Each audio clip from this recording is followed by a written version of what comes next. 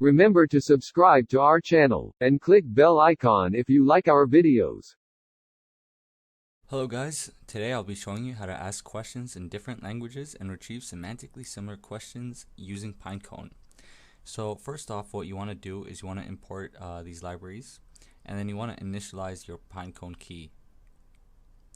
After that, you want to use the multilingual model, Quora Desktop-BERT Multilingual from Sentence Transformer, and this has been trained on parallel data for 50 plus languages. So next thing what you want to do is you want to create a question service, and then create a question graph, and then you want to deploy it, and then you want to connect to the service, and then you can list it out to see what services you have made.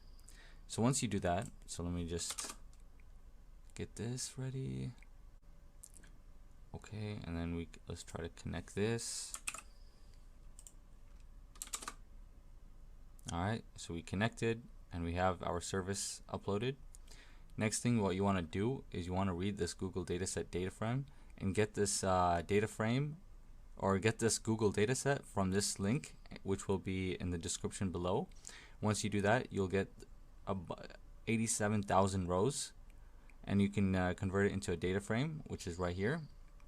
It will have two columns, an answer and a question. But for this tutorial, what we're going to do is we're just going to take the first 100 rows and try to vectorize them and insert into Pinecone, since a lot of rows is going to take way too long. And then over here, this is where we do the vectorizing, and once we're done with that, as you can see, it has already been vectorized. Then what we're going to do, because we're only going to insert the question for now, we're only going to insert the questions. But if you wanted to insert the answer as well, you would have to create another service and insert the answer in that service as well. So we're going to use this model to vectorize, and then once we vectorize these questions, then we use this line to insert into Pinecone. Once we insert into Pinecone, then we can check our service database to see how many rows are in there, or how many items are in our database, and we use it with info. And as you can see, we only have 100, which is perfect, which is what we want. So over here, this is where you vectorize the question, right? So you get the question and you get the English question. So I asked, where did they film Haytham Time Machine? And basically what I did is I used this question right here, where did they film Haytham Time Machine? And then after that, I converted it to Arabic, and so as you can see right here, where did they film Haytham, and then I just copied this from here.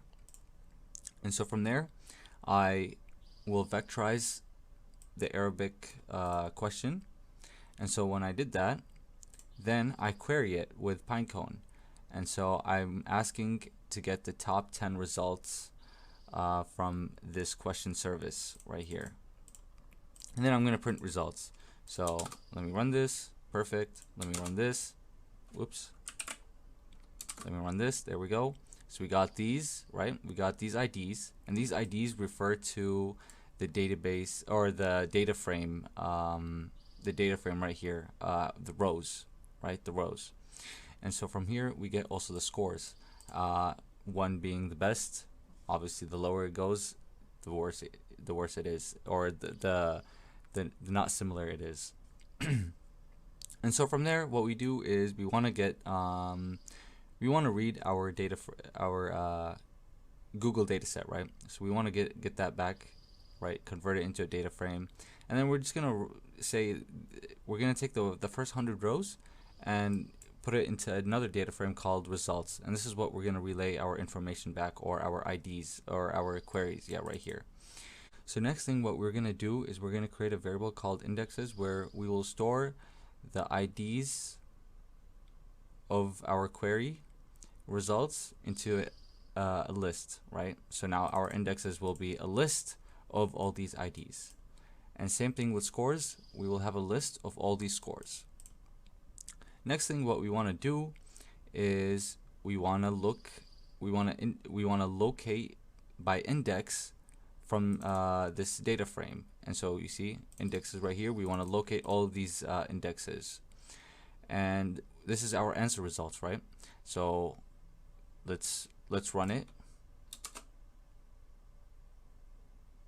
right here. Perfect. You see, our first result was where did they film Hot Tub Time Machine. So under the model understood our Arabic translation, right? And it gave us an answer of Fernie Alpine Resort, and that's how you could do that. And then if you want to be a little bit more fancy, I guess what we could do is we can copy over here, and we can say English question, and then we'll put in our English question variable. And so then when we run this, we will see English question, where did they film Hot Tub Time Machine? We will have our Arabic translation right here, and we'll have our answer, and we'll have our score as well. And this is what this will do, and it will go on down and down, down, and then as you can see, the lower it goes, the worse it becomes for the answer. Obviously the first one is going to be the best. I tested also another one out where what we do is there's a question in here that says, where did North Korea launch the first missile? So what I decided to do is I try to switch it up, right? Instead of where did North Korea launch the first missile, when was the first missile of North Korea launched, right? So then what I'm going to do is I'm going to take this, copy it, and I will paste it right here. And let's take also the English version. Alright, so now let's run this, run that. We got, okay, perfect, right here. When did North Korea launch the first missile? So even though I changed the sentence a little bit, it still recognized it, right? It still recognized it. And if I go over here, as you can see, 1984. And then obviously it just keeps on going worse, worse, worse. So this one is, when did they launch the International Space something something. Let's try it in French actually. So let's do French. All right.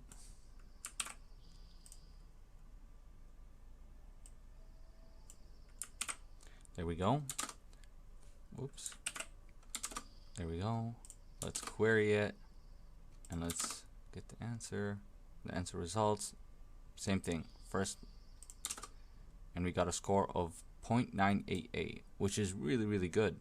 So it basically figured out that this was when did North Korea launch the first missile. And yeah, hope you guys enjoyed, and you guys have a good day. Thank you. Subscribe and click bell icon for latest updates.